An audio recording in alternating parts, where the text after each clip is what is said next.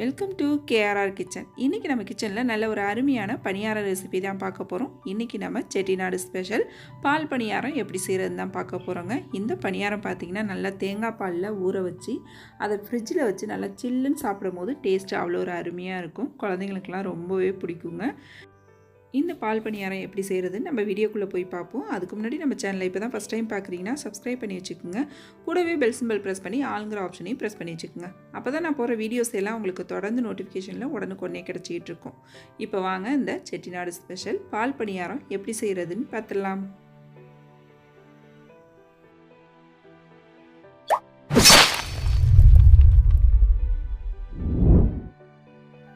இப்போ இந்த பணியாரம் செய்கிறதுக்கு பார்த்திங்கன்னா நம்ம அரிசி உளுந்து ஊற வச்சுக்கணும். அதுக்கு ஒரு கப் அளவுக்கு வெள்ளை உருட்டு உளுந்து எடுத்திருக்கேன். எந்த கப்பால் உளுந்து எடுக்கிறீங்களோ அதே கப்பால் ஒரு கப் அளவுக்கு பச்சரிசி எடுத்துக்குங்க. இது வந்து பார்த்திங்கன்னா எந்த பச்சரிசியாக இருந்தாலும் பரவாயில்ல, ஒரு கப் அளவுக்கு பச்சரிசி எடுத்துக்கங்க. இப்போ அந்த அரிசியும் உளுந்தையும் நல்லா ஒரு 2-3 தடவை கழுவி எடுத்துகிட்டு வந்துடுவோம்.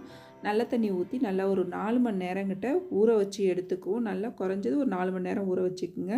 அப்போ தான் மாவு நல்லா நமக்கு நைஸாக அரைப்பட்டு வரும். இப்போ நல்லா இது ஒரு 4 மணி நேரம் ஊறட்டும். அதுக்கப்புறம் மாவு எப்படி அரைக்கிறதுன்னு பார்ப்போம். இப்போ பாருங்கள், அரிசி உளுந்து நல்லாவே ஊறி வந்துருச்சு. இப்போ இந்த தண்ணிலாம் வடிச்சிட்டு நம்ம கிரைண்டரில் சேர்த்து அரைச்சிக்குவோம். நான் இன்றைக்கி கிரைண்டரில் தான் அரைக்க போகிறேன். இதை நீங்கள் மிக்சியில் வேணாலும் சேர்த்து அரைச்சிக்கலாம். ஆனால் நம்ம வடை மாவு எப்படி அரைப்போமோ தண்ணி கம்மியாக ஊற்றி நல்லா நைஸாக எப்படி அரைப்போமோ அதே போல் தான் இந்த மாவும் நம்ம அரைச்சி எடுத்துக்கணும். தண்ணியை கொஞ்சம் கொஞ்சமாக தெளித்து தான் அரைச்சிக்கணும். இப்போ கிரைண்டரில் சேர்த்துக்கிறேன். ஃபஸ்ட்டு தண்ணி சேர்க்கக்கூடாது, அரிசியும் உளுந்தை மட்டும் சேர்த்து கொஞ்சம் மசிஞ்சதுக்கு அப்புறம் வடைக்கு எப்படி தண்ணி தெளித்து அரைப்போமோ அதே போல் கொஞ்சம் கொஞ்சமாக தண்ணி தெளித்து அரைச்சி எடுத்துக்குவோம். அதே போல் பார்த்திங்கன்னா மாவு நல்லா நைஸாக அரைச்சி எடுக்கணும். அப்போ தான் போண்டா நமக்கு நல்லா சாஃப்டாக வரும் பணியாரம். அதனால் மாவு நல்லா நைஸாக அரைச்சி எடுத்துக்குவோம். இப்போ மாவை அரைச்சிட்டு உங்கள்கிட்ட நான் காட்டுறேன். கொஞ்சம் ஓடினதுக்கு அப்புறம் நீங்கள் லைட்டாக கொஞ்சம் கொஞ்சமாக தண்ணி தெளித்து இது போல் தள்ளி விட்டு அரைச்சி எடுத்துக்கங்க. அப்போ தான் மாவு நல்லா ஒத்தாப்பில் மசிஞ்சு வரும். இப்போ பாருங்கள், மாவை அரைச்சி எடுத்துகிட்டு வந்துட்டேன். நல்லா எந்த அளவுக்கு நைஸாக அரைச்சிருக்கேன்னு பாருங்கள். இந்த அளவுக்கு நைஸாக இருந்தால் தான் நமக்கு அந்த பணியாரம் பார்த்திங்கன்னா நல்லா சாஃப்டாக இருக்கும். தேங்காய் பால்லையும் நல்லா சீக்கிரமாக நமக்கு ஊறி வரும்.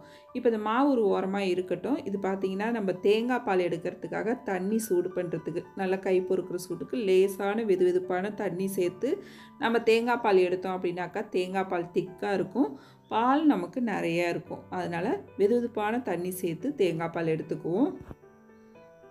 நான் இன்றைக்கி ஏலக்காய் தூள் சேர்த்துக்க போகிறேன். அதனால் தேங்காய் கூட ஏலக்காய் சேர்க்கலை. நீங்கள் வந்து ஏலக்காய் தான் வச்சுருக்கீங்கன்னா இந்த தேங்காய் கூடயே சேர்த்து அரைச்சிக்குங்க. இப்போ இந்த தண்ணி சேர்த்து நல்லா நைஸாக அரைச்சி எடுத்துகிட்டு வந்துக்குவோம். இப்போ ஒரு வடிகட்டியில் போட்டு நம்ம இது நல்லா புழிஞ்சி எடுத்துக்குவோம். பால் கொஞ்சம் திக்கான பாலாக எடுத்துக்குங்க. நான் இன்றைக்கி ஒரு தேங்காய் அளவுக்கு பால் எடுத்து வச்சுருக்கேன். நம்ம இது போல் வெதுவெதுப்பான தண்ணி சேர்க்கும் போது பார்த்திங்கன்னா நல்ல திக்கான பாலாக கிடைக்கும். டேஸ்ட்டும் நமக்கு நல்லாயிருக்கும். நான் இப்போ தேங்காய் பால் எடுத்துகிட்டு காட்டுறேன். இப்போ பாருங்கள், தேங்காய் பால் எடுத்துட்டேன். இந்த அளவுக்கு திக்காக இருந்துச்சுன்னா நமக்கு நல்லாயிருக்கும். இதில் பார்த்திங்கன்னா ஒரு 1/4 கப் அளவுக்கு சீனி சேர்த்துக்கிறேன். நீங்கள் வந்து நாட்டு சர்க்கரை வேணாலும் சேர்த்துக்கலாம், இல்லை வெல்லம் வேணாலும் சேர்த்துக்கலாம். அது உங்கள் விருப்பம்தான். இதிலே ஒரு 1/2 டீஸ்பூன் அளவுக்கு ஏலக்காய் தூள் சேர்த்து நல்லா கரைச்சி விட்டுக்கிறேன். இப்போ நமக்கு தேங்காய் பால் ரெடி ஆகிடுச்சு. இது ஒரு ஓரமாக நம்ம எடுத்து வச்சுருவோம். இப்போ நம்ம அரைச்ச மாவில் பார்த்திங்கன்னா ஒரு 1/2 டீஸ்பூன் அளவுக்கு உப்பு சேர்த்து நல்லா கலந்து விட்டுக்குங்க. ஸ்வீட்டு அப்படிங்கிறதுனால கொஞ்சம் உப்பு சேர்த்தோம் அப்படின்னாக்கா கொஞ்சம் நல்லாயிருக்கும் நமக்கு பணியாரம். ஒரு 1/2 டீஸ்பூன் அளவுக்கு மட்டும் சேருங்க, அதிகமான அளவு உப்பு சேர்க்க வேணாம். நல்லா மாவை கலந்து விட்டுருங்க. மாவு பாருங்கள் எந்த அளவுக்கு நல்லா புசு புசுன்னு சாஃப்டாக இருக்குது பாருங்கள். இந்த அளவுக்கு அரைச்சி எடுத்துக்கணும். நீங்கள் நல்லா ஒத்தாப்பில் கலந்து விட்டுருங்க.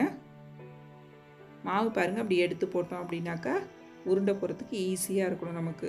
இந்த அளவுக்கு பக்குவமாக அரைச்சி எடுத்துக்குங்க. இப்போ பார்த்திங்கன்னா எண்ணெய் காய போட்டிருக்கேன். இதை பொரிச்சு எடுக்கிறதுக்கு எண்ணெய் ரொம்ப சூடாக இருக்கக்கூடாது. ஓரளவு மிதமான சூட்டில் நம்ம பொரிச்சு எடுக்கணும். அப்போ தான் இந்த போண்டாக்கள் எல்லாம் பார்த்திங்கன்னா நமக்கு செவந்து வராமல் இருக்கும். செவராமல் நல்லா வெள்ளையாக கிடைக்கும். இந்த அளவுக்கு நல்லா பொரிச்சு எடுத்துக்குவோம். நல்லா 2 பக்கமும் திருப்பி விட்டு செவர விடாமல் இந்த அளவுக்கு எடுத்துக்கும். நம்ம வடை மாதிரி ரொம்ப செவர விட்டுறக்கூடாது.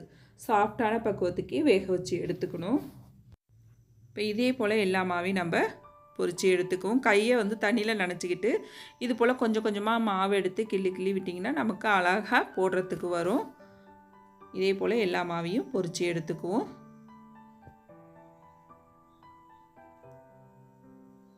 இப்போ பாருங்கள், நல்லா எல்லாத்தையும் ஒரே மாதிரி ஒத்தாப்பில் பொரித்து எடுத்துருக்கேன் பாருங்கள். இந்த அளவுக்கு நல்லா வெள்ளையாக இருக்கணும். அப்போ தான் பணியாரம் சாப்பிட்றதுக்கும் டேஸ்ட்டும் நல்லாயிருக்கும், பார்க்கவும் நல்லாயிருக்கும். இந்த அளவுக்கு பொரித்து எடுத்துக்கோங்க மிதமான தீயில வச்சு. இது பாருங்கள், நல்லா சாஃப்டாகவே இருக்கும். நமக்கு சீக்கிரமாகவும் ஊறி வந்துடும். அந்த மாவு நல்லா நைஸாக அரைச்சிட்டிங்கன்னா இந்த அளவுக்கு நல்லா சாஃப்டாக கிடைக்கும். இப்போ தேங்காய் பாலில் பார்த்திங்கன்னா ஒரு பிஞ்ச் அளவுக்கு உப்பு சேர்த்துக்குங்க. உப்பு வந்து முன்னாடியே சேர்க்கக்கூடாது, நம்ம லாஸ்ட்டாக தான் சேர்க்கணும். முன்னாடியே வந்து நம்ம உப்பு சேர்த்துட்டோம்னா பால் நீத்து போனாப்பில் போயிடும். அதனால தான் நம்ம எப்போ வந்து ஊற வைக்க போகிறோமோ அப்போதைக்கு மட்டும் ஒரு பிஞ்ச் அளவுக்கு உப்பு சேர்த்துக்கணும். இப்போ நல்லா உப்பு சேர்த்து கலந்ததுக்கு அப்புறம் நல்லா ஒரு பெரிய பாத்திரமாக எடுத்துக்கோங்க. நம்ம பொரிச்சு வச்ச போண்டாவை அதில் சேர்த்து இந்த தேங்காய் பாலையும் சேர்த்து நல்லா கலந்து விட்டுருங்க. இப்போ எல்லா தேங்காய் பாலையும் சேர்த்துக்கிறேன். சேர்த்து நல்லா ஒரு கரண்டி வச்சு கலந்து விட்டுருங்க. இது பரிமாற போகும்போது பார்த்திங்கன்னா கொஞ்சமாக நட்ஸு தூவி பரிமாறினீங்க அப்படின்னாக்கா ரொம்ப டேஸ்ட் அருமையாக இருக்கும். இப்போ இது நல்லா கலந்து விட்டு ஒரு மூடி போட்டு ஃப்ரிட்ஜில் நல்லா ஒரு 1 மணி நேரத்துக்கு எடுத்து வச்சுருங்க. நல்லா ஊறி சில்லுன்னு இருக்கும் சாப்பிட்றதுக்கு. நல்லா அந்த தேங்காய் பாலில் ஊறினா தான் நமக்கு சாப்பிட்றதுக்கு டேஸ்ட் நல்லாயிருக்கும். நீங்களும் இந்த செட்டிநாடு பால் பணியாரத்தை நான் இன்றைக்கி சொன்னது போல் ட்ரை பண்ணி பாருங்கள். ட்ரை பண்ணி பார்த்துட்டு எப்படி இருக்குன்னு எனக்கு கமெண்ட் பண்ணுங்கள்.